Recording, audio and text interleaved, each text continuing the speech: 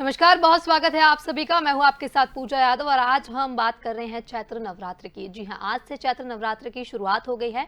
नवरात्रि के इस पावन पर्व पर क्या कुछ खास रहेगा, इन तमाम चीज़ों की आज हम बात करेंगे। मेरे साथ स्टूडियो में मौजूद है मेरी सहयोगी दीपा श्रीवास्तव।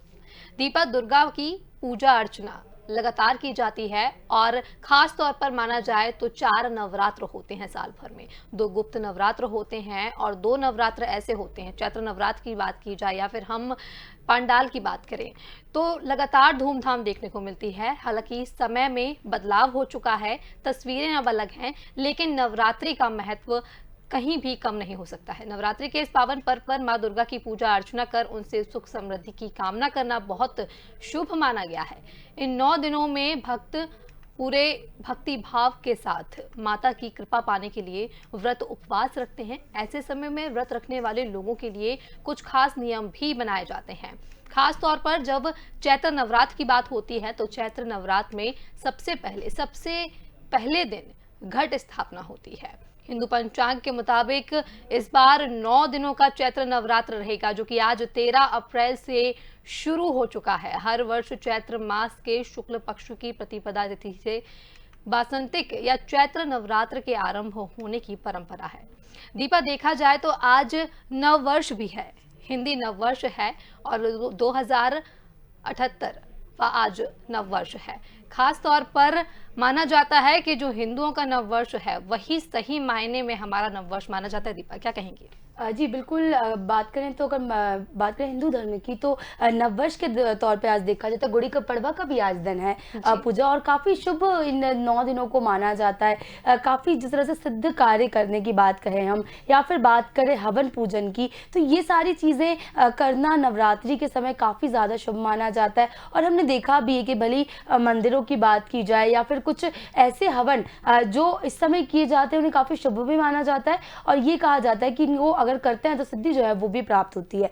साथ ही साथ हमने ये भी देखा है कि अगर इस वक्त जो कोई भी व्यक्ति होता है, कोई मनोकामना मांगता है, कई तरह के उपास भी रखे जाते हैं पूजा। कई व्यक्ति ऐसे हैं जो एक टाइम का या फिर पूरे 9 दिन तक बिना खाए पिए बिना किसी चीज़ के उपास रखते हैं। तो काफ़ी कठिन पूजा भी लोग इसके लिए जो कहा जाए नवरात्र में करते हैं और काफ़ी शुभ समय से माना जाता है। बिल्कुल, इस दौरान मां दुर्गा के सभी 9 स्वरूपों का 9 दिनों तक पूजन होता है। पहले दिन मां शैलपुत्री की पूजा की जाती है, पहले घट स्थापना किया जाता है, कलश स्थापना होती है और सभी के मुहूर्त भी अलग अलग होते हैं। और ऐसे में जानते हैं कि कलश स्थापना विधि, शुभ मुहूर्त, मंत्र, सभी स्वरूपों की तिथि क्या होती है, पूजन विधि क्या होती है, इसके विषय में भी हम पंडित जी से चर्चा करेंगे। लेकिन उसके पहले आपको बता दें कि धार्मिक पुराणों के अनुसार नवरात्रि पर माँ दुर्गा होती हैं और माँ के सभी स्वरूप होते हैं, अलग अलग वाहनों से प्रवेश करते हैं। इस बार दीपा माँ घोड़े पर सवार होकर आ रही हैं और इसी को संकेत भी माना जाता है कि साल भर आखिरकार कैसा रहने वाला है, सभी राशियों पर भी निर्भर करता है।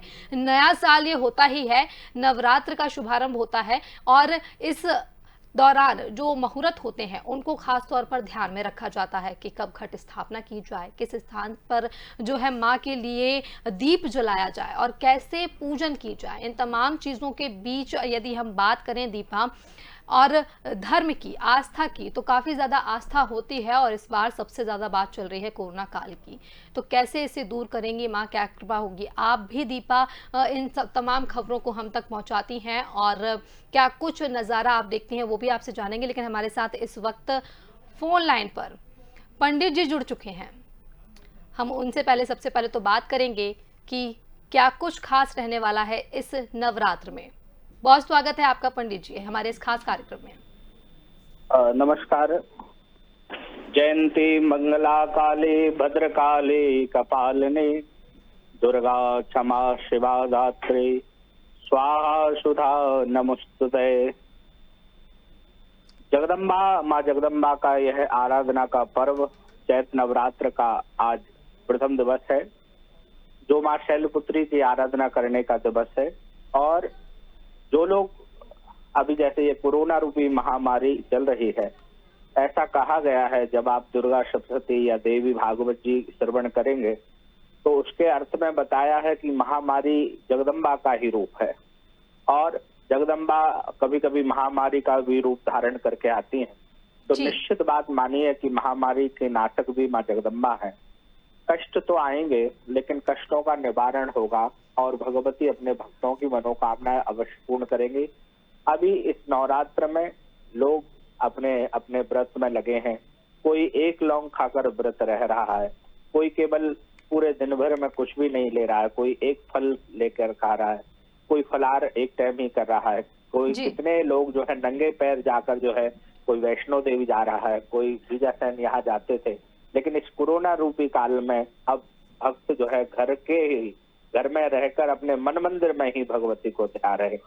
अच्छी बात यह है कि लाइव दर्शन से वह सुख का अनुभव प्राप्त कर रहे हैं घर में। तो मन आप अपने इस समय आप चिंता बिल्कुल ना करें। कोरोना काल चल रहा है, घर में ही रहकर और अपने मन मंदिर को खोलें और मन से ही भगवती का दर्शन करें मंदिरों के, तो निश्चित मानिए आपको वही फल मिलेगा जो आपको वहां जाने का मिलता था। बिल्कुल पंडित जी, देखा जाए तो नवरात्र अब शुरू हो चुके हैं, चैत्र नवरात्र हैं, और यदि साल भर की बात की जाए तो कितना खास रहने वाला है ये पूरा साल। आज से नए साल की भी शुरुआत हो रही है पंडित जी। देखिए, यह जो है इस समय जो नया साल शुरू हो रहा है, अपने यहाँ संवत्सर परिवर्तन कहते हैं। जी। चैत के नवरात्र को गुड़ी पड़वा हम कहते हैं और इसी से हमारा नया संवत्सर बदलता है। अभी आप भगवान रुद्र की बीसी चल रही है, 20-20 साल में संवत्सर बदले हैं। टोटल 60 संवत्सर है और 60 में से 20 ब्रह्मा जी के, 20 विष्णु के और 20 भगवान शिव के। तो अभी जो बीसी चल रही है वो भगवान शिव की बीसी चल रही है और जी। शिव संहार के देवता है, जो 2014 से शुरू हुई है। केदारनाथ से जब आपने त्रासदी आपको याद हो, वहां से जी। प्रारंभ हुई है। तो अभी आप ये तो मान लीजिए कि समय तो बड़ा संघर्षमय और भूकंप, बीमारी का बढ़ना और भी कई चीजें घटनाक्रम अभी आगे भी होते रहने का संकेत मिल रहा है। जी बिल्कुल पंडित जी, नवरात्र के चलते हम कई सारे सवाल आपसे करेंगे, हमारे दर्शकों के जो सवाल है वो भी आपसे करेंगे। आज से चैत्र नवरात्र शुरू हो चुके हैं और खास तौर पर बात की जाए इसकी पूजन विधि की तो सबसे पहले शुरुआत होती है कलश स्थापना से। तो क्या कुछ मुहूर्त आज के खास हैं और कितना जरूरी है कलश स्थापना के दौरान सतर्कता बरतना?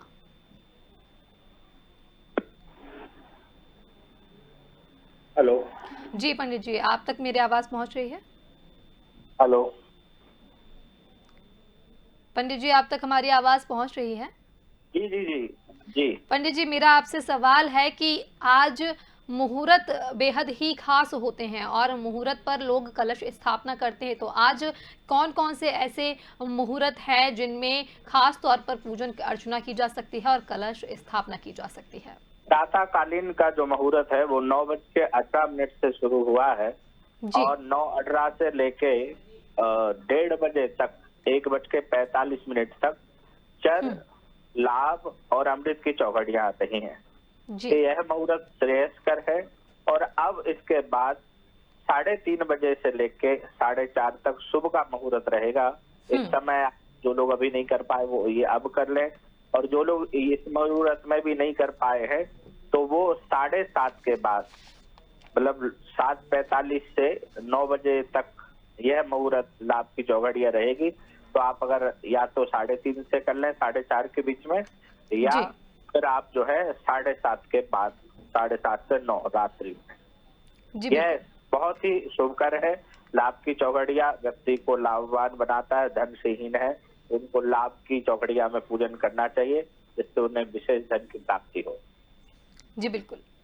जी पंडित जी, एक और सवाल ये है कि पूजन के दौरान विधि बहुत ज्यादा मैटर करती है। क्या कुछ विधि है, किस तरह से पूजन करना चाहिए?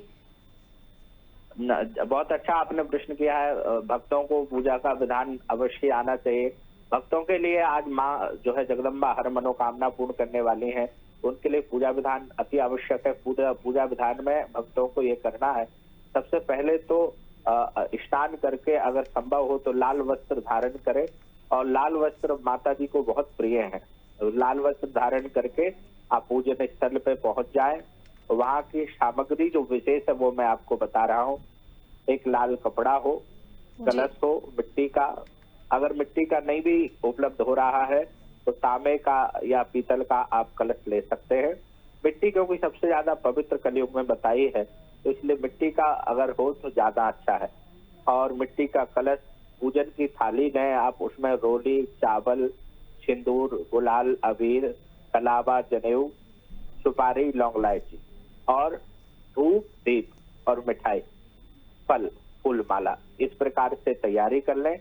फिर जब आप पूजन करने के लिए बैठे तो सबसे पहले भगवान अपने को शुद्ध करें, केशवाय नमः, माधवाय नमः, नारायणाय नमः कह के, और शुद्धि के बाद फिर जो है आप संकल्प लें कि हे माँ, हम ये संकल्प कर रहे हैं कि हम आपकी 9 दिन तक आप हमारे घर में पधार रहे हैं, हम जी। आपकी आराधना करेंगे। और आपकी आराधना का प्रारंभिक चरण आज से प्रारंभ हो रहा है। हम ये घट बो रहे हैं। इस समय जो है नवरात्र जो होता है वो प्रकृति, माँ जगदम्बा जो है वो प्रकृति का स्वरूप मानी गई है।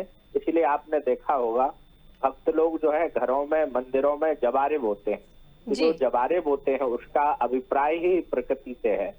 प्रकृति क्या हर्षोल्लास देगी या किस प्रकार की, जैसे जवारे खिलते हैं भक्त कहते हैं, वैसे ही प्रकृति का पता पड़ता है कि प्रकृति में प्रकोप होगा या और कोई दमन तो नहीं होगा, कष्ट तो नहीं है, इस प्रकार की भावना से। तो भगवती जगदम्बा के सामने संकल्प करें कि माँ, हम जो है आज जवारे बो रहे हैं, यह अखंड ज्योत आपके निमित्त हम 9 दिन तक जलाएंगे।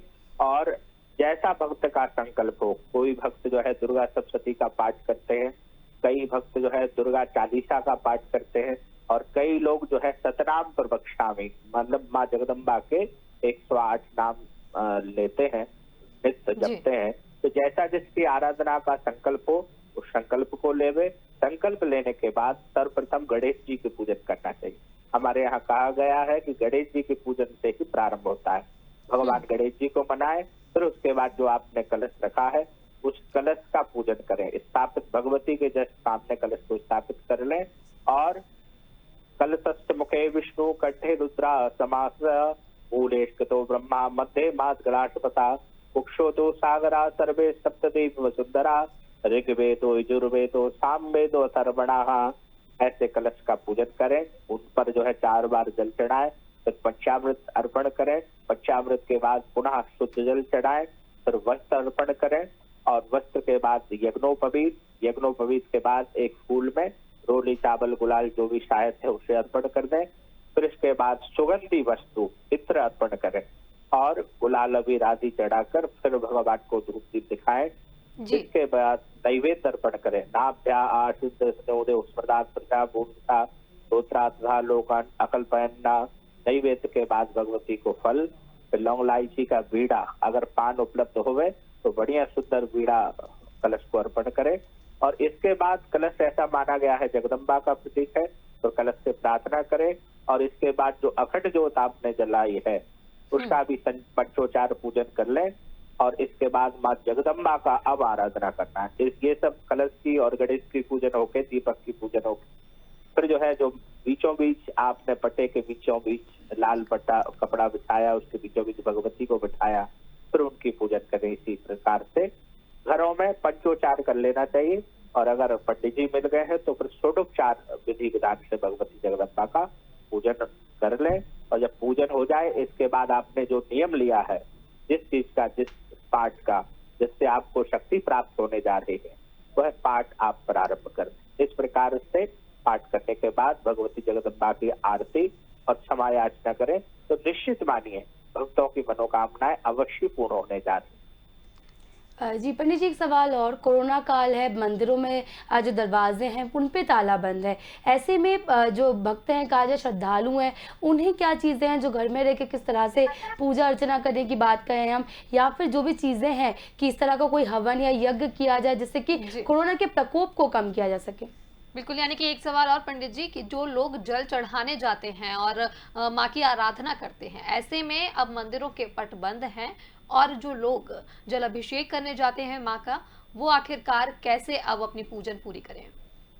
देखिए, मैंने आपसे अभी पूर्व निवेदन थोड़ा किया था। मैं आपको बता रहा हूँ कि भक्तों के लिए देखिए समय परिस्थिति बदलती रहती है और भगवान के आप सारे भक्त जो है निरंतर ध्यान करते थे, जल चढ़ाते थे और भगवती को रिझाते थे।